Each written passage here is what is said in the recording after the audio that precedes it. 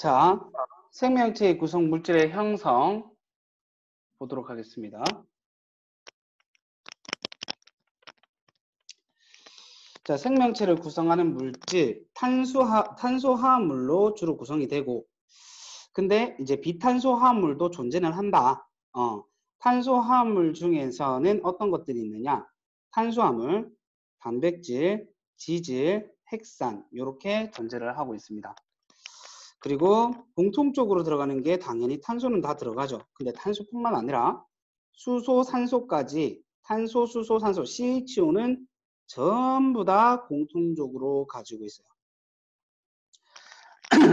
전부 다 이건 공통적으로 가지고 있고 다른 특징들. 탄수화물은 주에너지원입니다. 주에너지원이라는 게 무슨 말이냐면 우리가 이것을 먹었을 때 에너지를 낼 수 있는 게 크게 세 가지가 있어요. 탄수화물, 단백질, 지방. 근데 이 세 가지 물질들 중에 가장 먼저 에너지로 사용을 한다라는 것이 탄소화합물. 그래서 주에너지원이라는 얘기를 하고 얘는 먹었을 때 4kcal/g 1g을 처먹처먹하면은 4kcal의 에너지를 낼 수 있습니다. 종류는 사실은 어떻게 나눠서 얘기를 해줄 수 있냐면 여기 있는데 단당류, 이당류, 다당류 이렇게 나눠요. 그러니까 알갱이가 몇 개 붙어 있냐 이런 차이거든. 단당류면은 당이 한 개 있는 거, 이당류면은 당이 두 개 있는 거, 그다음에 다당류면은 당이 엄청 많은 거 이렇게 생각해 주시면 돼요. 그래서 단당류를 보시면은 어떤 게 있냐면 포도당, 과당, 갈락토스 같은 것들이 있어요. 근데 우리가 추가적으로 좀 더 알았으면 좋겠는 게 뭐냐면 리보스와 디옥시리보스 요것도 단당류에 해당합니다. 주로 이제 DNA나 RNA를 구성하는 단당류에 해당합니다.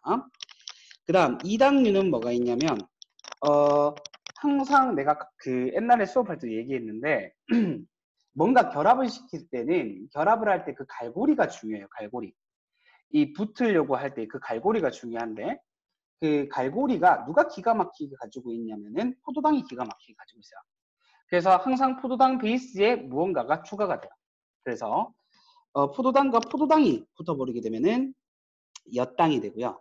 포도당에다가 과당을 붙여버리면은 설탕이 되고요. 포도당에다가 갈락토스를 붙이게 되면은 젖당이 됩니다. 이렇게 해서 당이 두 개씩 존재를 하고 있게 되는 거죠. 그 다음에 다당류, 당이 엄청 많은 거. 이게 전부 다 이렇게 큰 당을 만들려면요. 갈고리가 좋은 애들로만 만들어야 돼요. 연결고리가 좋은 친구들로만 만들어야 되는데 그 연결고리가 좋은 친구가까지 포도당이라고 그랬으니까 여기 적혀있는 모든 애들은 포도당으로만 만들어집니다.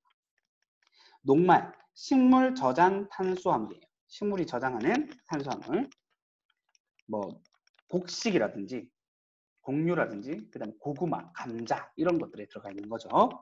그 다음에 글리코젠은 동물 저장 탄수화물이에요.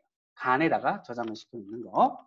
셀룰로스라고 하는 것은 식물만 가지고 있는 세포벽이라는 구조가 있는데 그 세포벽을 만드는 물질이 바로 셀룰로스입니다. 자, 이렇게 됩니다. 이렇게 당의 그 탄수화물의 종류는 당이 몇 개가 있냐 이렇게 나눠서 얘기를 해줄 수 있어요. 그 다음 단백질. 단백질은 CHO에다가 N, 질소를 가집니다. 주요 기능은 생명체의 몸을 주로 구성하는 물질이 됩니다. 그래서 물을 제외하고는 이게 제일 많아요. 그러니까 우리 몸이 물통이라고 생각했을 때 물통을 구성하는 물질 중에서는 제일 많아요. 생리작용을 조절해주고요. 방어작용, 그 다음에 운반작용 이렇게 해주는데 생리작용을 조절해주기 위해서 단백질로 만들어지는 물질이 효소와 호르몬이에요. 더 정확하게 얘기하면은 효소는 물질 대사라는 것을 조절하기 위해서 만드는 물질이고요. 호르몬은 항상성 유지를 위해서 만드는 물질이에요. 그 다음에 방어작용을 위해서는 항체라는 물질을 단백질로 만들고요. 우리 몸에서 약간 그런 세균과 같이 이런 병원체들이 들어왔을 때 싸워주는 역할을 하는 거. 운반작용은 주로 적혈구를 구성한 헤모글로빈,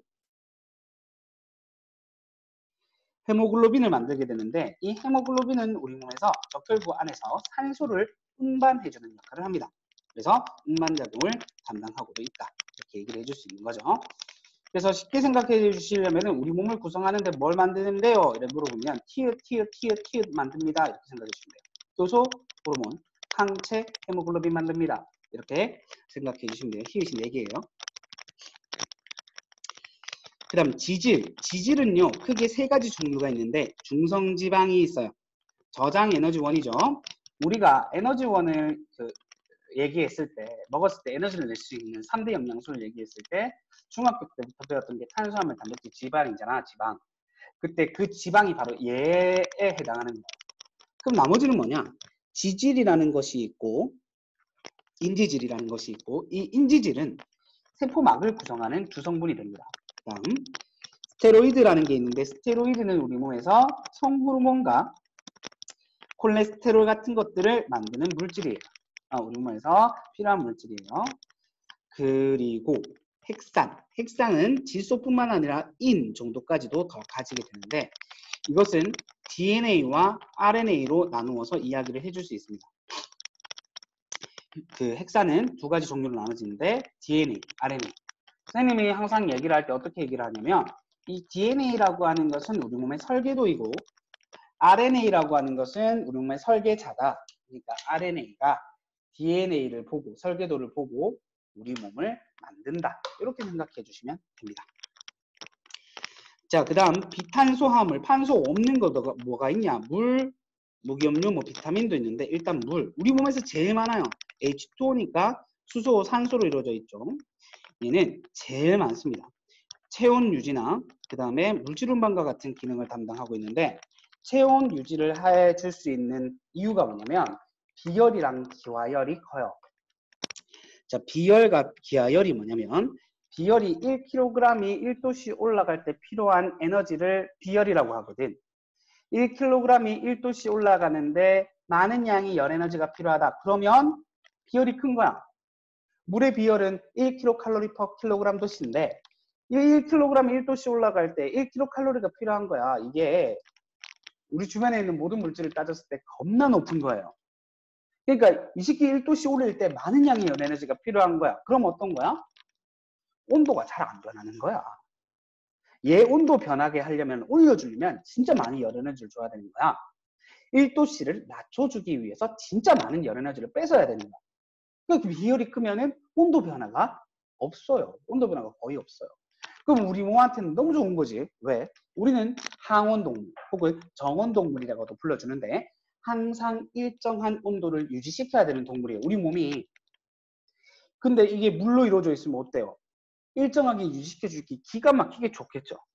그래서 체온 유지가 좋아요. 그 다음 기화열이 크면 좋은 게 뭐냐면 액체가 기체로 날아갈 때 물이 수증기가 될 때 많은 양의 열 에너지를 가지고 날아가요.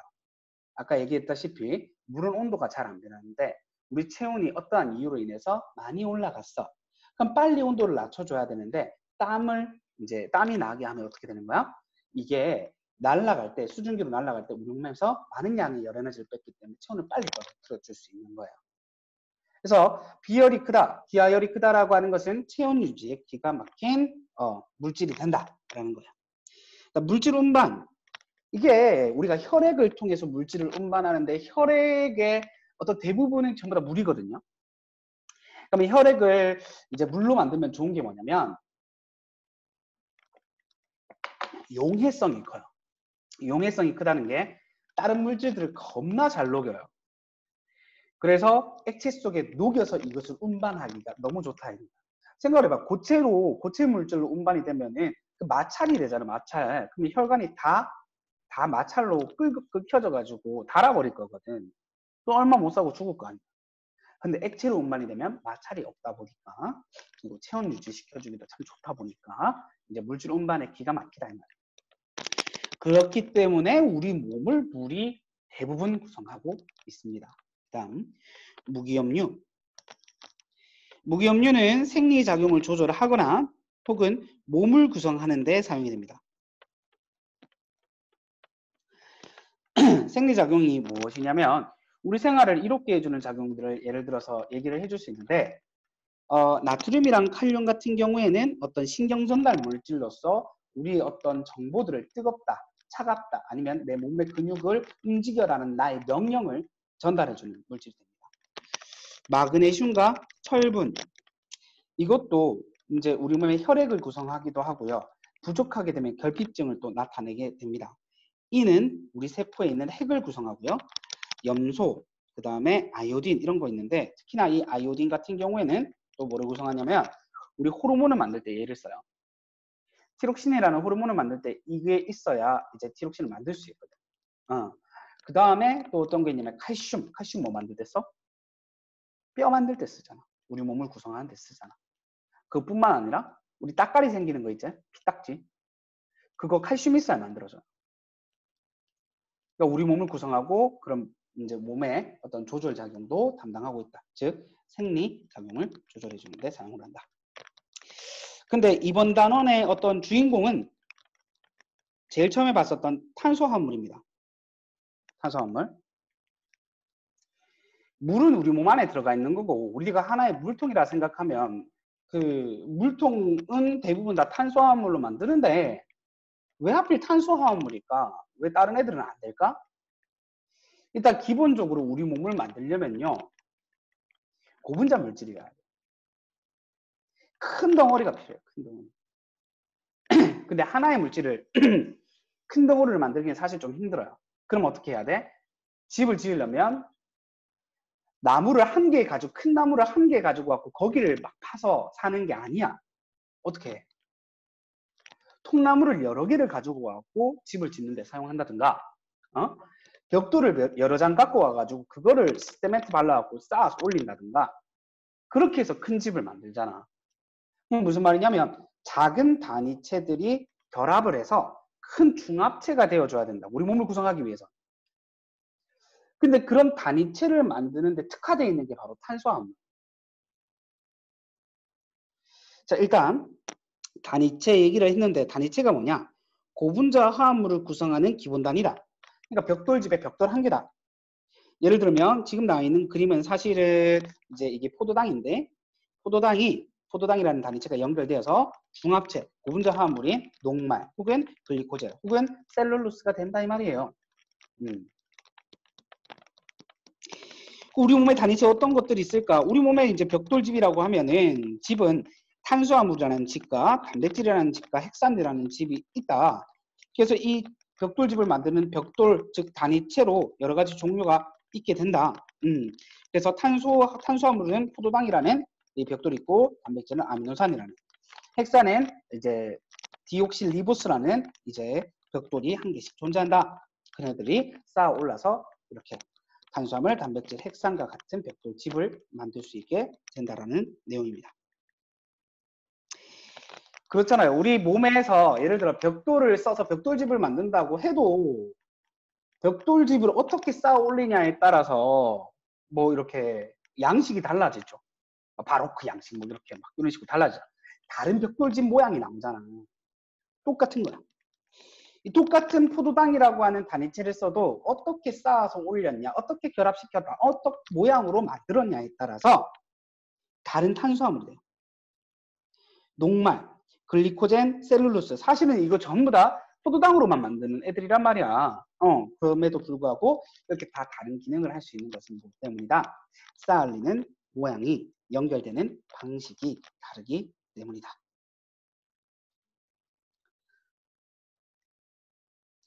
자, 단위체의 종류. 탄수화물은 포도당이죠. 단백질은 아미노산인데 아미노산 몇 개 있게요? 20종류가 있어요. 벽돌이 20종류 있어요. 핵산은 뭐가 있어요? DNA나 RNA라는 이제 벽돌집이 있는데 그걸 구성하는 게 뉴클레오타이드라고 하는 벽돌입니다. 얘는 종류가 4가지가 있어요. 자, 넘겨가서 더 자세히 보도록 할게요. 단백질입니다.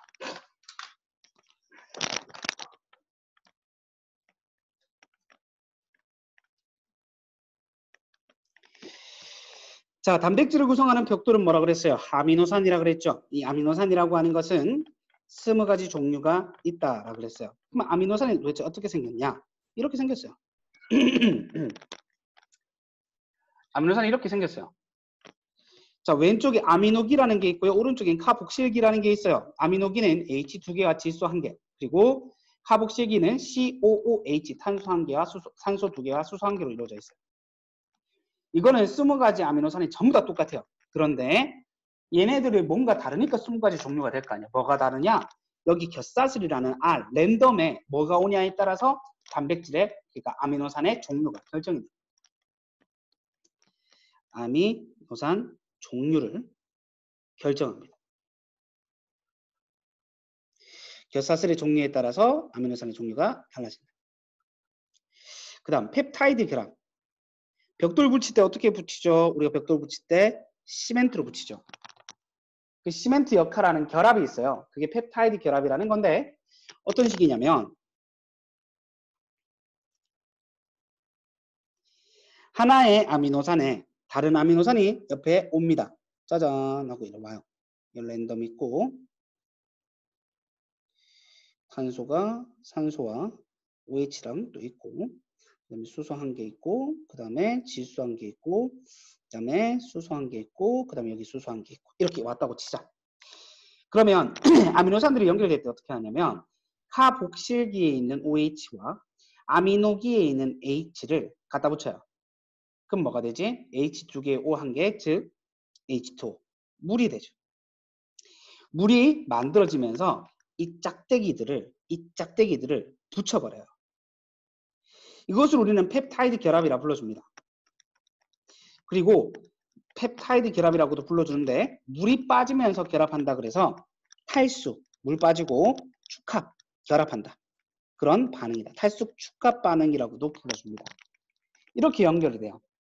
이렇게 연결이 돼서 아미노산이 2개가 있으면은 다이펩타이드, 3개가 있으면 트라이펩타이드, 여러 개가 있으면 폴리펩타이드라 불러줍니다.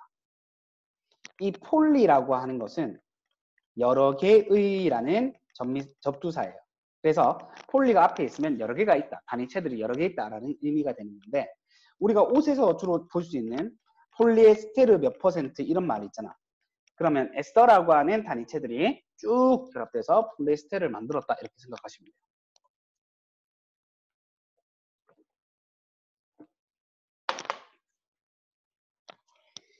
자, 계속 볼게요. 물 분자가 하나 빠져나오면서 형성된다. 탈수 축합 반응이다. 많은 수의 아미노산이 펩타이드 결합으로 연결되어 쭉 긴 사슬 모양이 되면 이걸 폴리펩타이드라 불러줍니다. 여러 개의 펩타이드들이 있다, 이 말이죠. 단백질의 형성 순서. 자, 이게 어떻게 되냐면 이제 아미노산은 배열을 해요. 아미노산을 배열을 하는데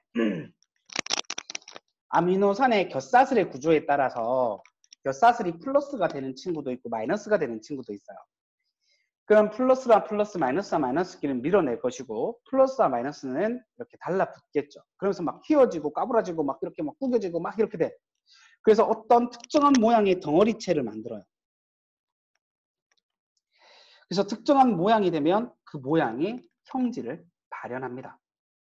예를 들어 이런 모양으로 생겼으면 헤모글로빈이라는 단백질이 되는 거고, 뭐 다른 모양으로 뒤로 막 꺾여가지고 이렇게 만들어지면 피부가 되는 거고, 또 다른 모양으로 또 꺼부러지면은 손톱이 되는 거고, 또 다른 모양으로 까부라져갖고 이렇게 어떤 구조가 만들어지면 머리카락이 되는 거예요. 그러니까 아미노산의 배열 순서에 따라서 모양이 달라지고 그 모양이 이제 단백질의 종류를 결정한다, 이렇게 생각해 주시면 돼요. 그리고 이런 것도 있어요. 아미노산이 다른 아미노산이 왔는데 만들어진 모양은 똑같은 거야. 그럼 똑같은 단백질이 돼요. 모양이 중요한 거예요. 어쨌든 그래요. 그래서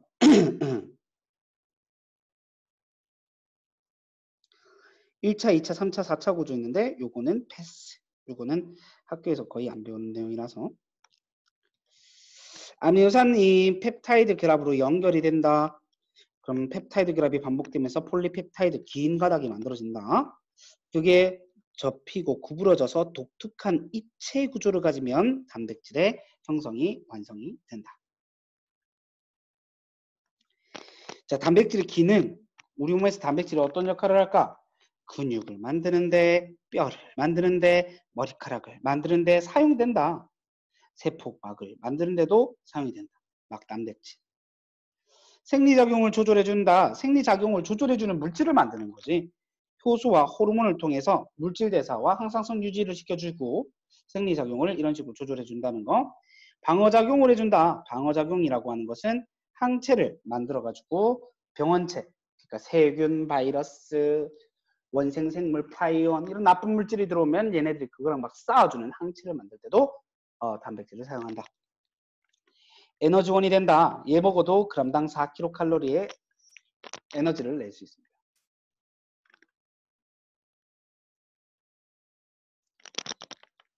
뒤로 넘겨서 핵산 보도록 하겠습니다. 핵산. 핵산은 아까 전에 얘기했어요. DNA도 있고 RNA도 있어요. 얘는 똑같은 단위체로 구성돼요. 똑같은 벽돌인데 그 벽돌의 끝에 있는 색깔이 조금 다르다. 이런 느낌으로 보시면 돼요. 벽돌의 구조는 똑같아요. 인산, 당, 염기라고 하는 친구가 1대1대1로 결합되어 있는 것이죠. 인산당, 염기가 1대1대1로 결합되어 있는 거예요. 그렇게 되면 이 염기가 DNA는 4종류 중에 한 개를 가지는데 아데닌을 가질 수도 있고 구아닌을 가질 수도 있고 사이토신을 가질 수도 있고 티민을 가질 타이민을 가질 수도 있어요. 그리고 RNA는 아데닌을 가질 수도 있고 구아닌을 가질 수도 있고 사이토신을 가질 수도 있는 것은 똑같은데 타이민 대신에 유라시를 가집니다. 요게 차이예요.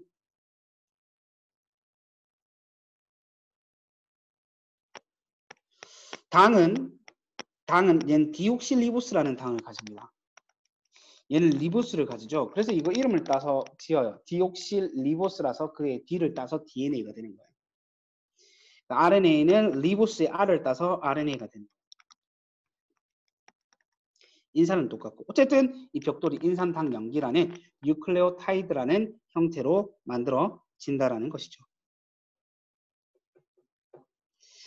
자, 뉴클레오타이드의 결합 보도록 할게요. 뉴클레오타이드는 어떤 식으로 결합을 하고 있느냐? 자, 인산이랑 당이 붙어요. 인산당 염기 중에 인산이랑 당이랑 얘네들이 연결되어 있는 이 결합은 공유결합입니다. 공유결합. 공유결합인데 그 당이랑 밑에 있는 인산이 또 연결이 돼요. 공유결합으로. 그럼 이 밑에 있는 당이랑 그 밑에 있는 이제 인산이 또 연결되겠죠? 이런 식으로 연결이 쭉쭉 연결되는데 이 결합도 전부 다 그 공유결합이에요. 공유결합. 이어봐. 이 당과 인산이 결합할 때 공유결합을 한다고 하죠. 그래서 외골격, 바깥쪽 골격을 만들 때는 이런 식으로 인산과 당이 공유결합으로 쭉 연결되게 되는 거예요.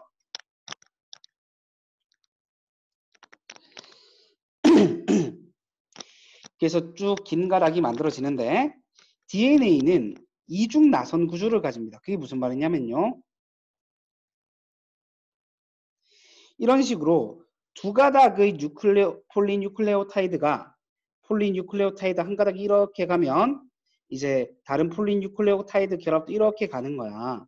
외골격은 이제 그 공유결합을 연결해서 두 가닥이 이렇게 꼬여져 가지고 있어요. 꽈배기처럼. 오른쪽 나사 휘어진 방향으로.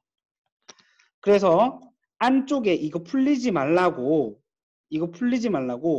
이제 안쪽에 결합을 하는데 여기 아데닌이 오잖아. 그럼 건너편에 무조건 타이민이. 그 다음에 구아닌이 오면 사이토신이 오고 여기 티아민이 오면은 건너편에 아데닌이 오고 여기 사이토신이 오면은 건너편에 구아닌이 오고 무조건 짝이야. 무조건. 이런 식으로 상보적으로 결합을 해가지고 이 이중 나선 구조가 풀리지 않게끔 있어요. 그에 반해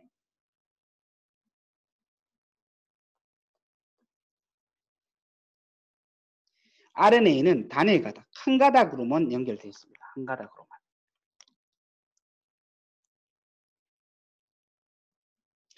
얘는 폴리뉴클레오타이드가 두 가닥, 이중 나선 구조라는 표현이 굉장히 중요한 표현이에요. 그 다음에 얘는 한 가닥, 단일 가닥으로 되어 있고 당으로 얘는 디옥실리보스, 얘는 리보스. 얘는 아데닌, 구아닌, 사이토신, 타이민이라고 하는 염기를 가지는데 RNA는 아데닌, 구아닌, 사이토신 대신에 유라실, 타이민 대신에 유라실을 가지고 얘는 유전 정보를 저장한다. 설계도다. 얘는 유전 정보의 전달 및 단백질을 합성한다. 그러니까 이거 보고 우리 몸 만든다, 단백질 만든다 이렇게 생각해 주시면 돼요.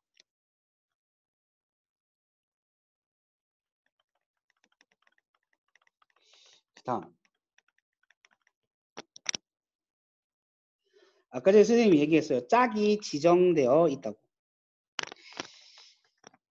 이 이중결합을 할 때 짝이 지정되어 있다라고 그랬죠. 아데닌 건너편에 무조건 타이민이 오고요. 구아닌 건너편에 무조건 사이토신이 와요. 근데 얘네들이 수소결합을 하거든. 수소결합을 이렇게 붙을 때 수소를 이제 서로 이렇게 공유를 하는 건 아니고 수소가 이제 마이너스인데 건너편에 플러스가 이제 붙은 그런 형태인데 어쨌든 수소결합을 하는데 이게 티민이랑 타이민이랑 용어가 바뀌어갖고 티민에서 타이민으로 아데닌이랑은 이중 나선 구조로 되어 있고 이중 수소 결합을 하고 있고 구아닌이랑 사이토신이랑은 삼중 수소 결합을 하고 있어요. 그래서 얘가 더 단단해요. 그래서 항상 짝이 이렇게 지정되어 있게끔 이렇게 짝이 지정되어 있다라는 것을 우리는 어떤 표현을 써주냐면 상보적으로 결합되어 있다라는 표현을 써줘요. 상보적으로 결합되어 있다. 어디 있냐면 염기의 상보적 결합. 안쪽에 염기들이 사이토신은 항상 구아닌, 타이민은 항상 아데닌으로 이렇게 짝이 정해져 있다. 상보적으로 결합되어 있다. 이렇게 얘기를 할 수 있죠. DNA의 유전 정보 저장. DNA는 유전 정보를 뭔가 우리도 이렇게 어떻게 만들어라 이렇게 설계도로 만든다면 한글로 쓰든지 영어로 쓰든지 이렇게 쓸 거 아니야. 얘네들도 그런 문자 체계가 있는 거지. DNA도 야, 내 몸을 어떻게 만들어라 이렇게 쓸 때 그 암호 체계가 뭐냐면은 바로 이 염기들의 순서예요. 염기 순서. 네 종류들의 염기들의 순서가 바로 우리 몸의 어떤 유전 정보입니다. 설계도입니다. 우리 몸을 어떻게 만들어라고 하는 정보입니다. 그래서 DNA 염기 서열에 유전 정보가 저장되어 있다 이런 표현을 써주죠. 자, 이제 단백질이랑 핵산이랑 한번 비교를 해보죠. 단백질은 펩타이드 결합으로 연결이 됩니다. 그죠? 20종류가 있다 그랬어요.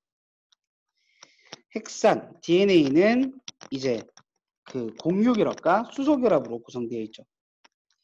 그리고 뉴클레오타이드들이 이제 4종류가 있습니다. 왜 4종류예요? 그 염기에 아데닌이 오냐, 구아닌이 오냐, 타이민이 오냐, 사이토신이 오냐에 따라서 4종류가 있는 거예요. 단백질은 아미노산 이 펩타이드로 결합되어 연결이 되고 쭉 길게 연결되면 폴리펩타이드가 접히고 구부러져 갖고 단백질이 만들어진다. 아미노산의 다양한 배열이 다양한 입체 구조의 단백질을 만들고 그게 서로 다른 기능을 하는 다양한 종류의 단백질이 만들어진다. 그러니까 생각을 해보면 사실 단백질의 종류를 결정하는 것은 뭐냐면은 아미노산의 순서가 어떻게 왔냐가 단백질의 구조를 만드는 이제 키워드죠. 근데 단백질의 순서를 어떻게 배치해라, 그 아미노산의 순서를 어떻게 배치해라 라고 하는 정보가 핵산에 저장되어 있다 이 말이에요. DNA의 염기 순서가 RNA의 단백질의 아미노산 배치를 결정하는 거예요. 조금 더 디테일하게 얘기를 하면은 그 염기 3개가 하나의 아미노산을 지정해 주는데 그것을 우리는 3염기 조합 혹은 트리플렛 코드라고 불러주죠. DNA 형성, 뉴클레오타이드들이 연결되어 있다. 폴리 뉴클레오타이드가 되겠지. 두 가닥이 수소 결합으로 이중 나선 구조를 만들고 있다. DNA는 4종류의 뉴클레오타이드의 조합에 따라서 염기 서열이 DNA를 형성하고 유전 정보를 저장하게 된다라는 내용이 되겠습니다.